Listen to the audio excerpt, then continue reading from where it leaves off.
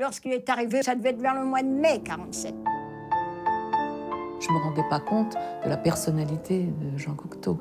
D'abord, la première fois que j'ai entendu, je ne connaissais pas. C'était pas une grande vedette. On connaissait mieux Jean Marais, puisqu'on le voyait.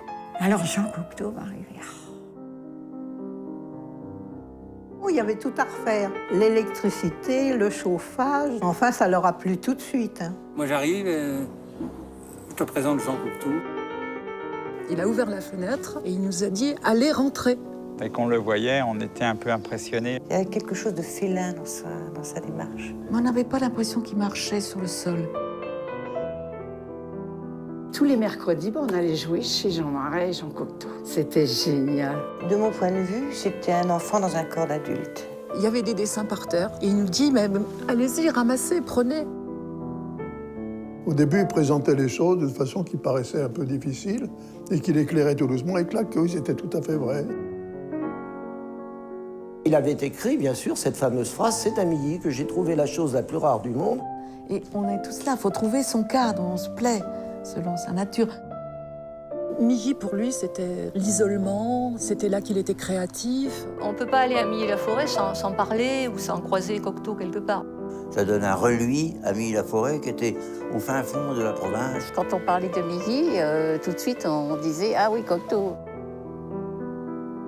On voit que la chapelle, elle était presque au milieu des champs encore à l'époque, quasiment plantée au milieu de la nature. Ils ont consulté Jean Cocteau. C'est là que tout a commencé.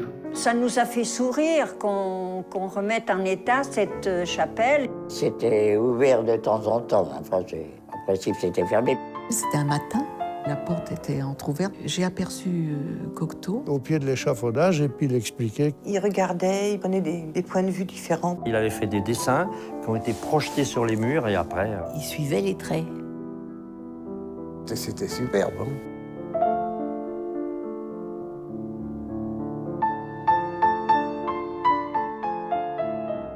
La dernière visite que je lui ai faite, il m'a dit « Le ressort est cassé ». Le téléphone a sonné. Ma mère me dit « Cocteau est mort ». J'ai l'impression qu'il dormait. Je me souviens de lui comme ça. Ma sœur et moi, on est sortis précipitamment parce qu'à un moment, le bouquet de roses a glissé. Ça a été un événement. Le cortège de ses obsèques, alors ça, c'était un tableau extraordinaire. C'était un déchaînement. Il y avait plein de monde. Hein. Même quand on est jeune, ça marque. Ouais.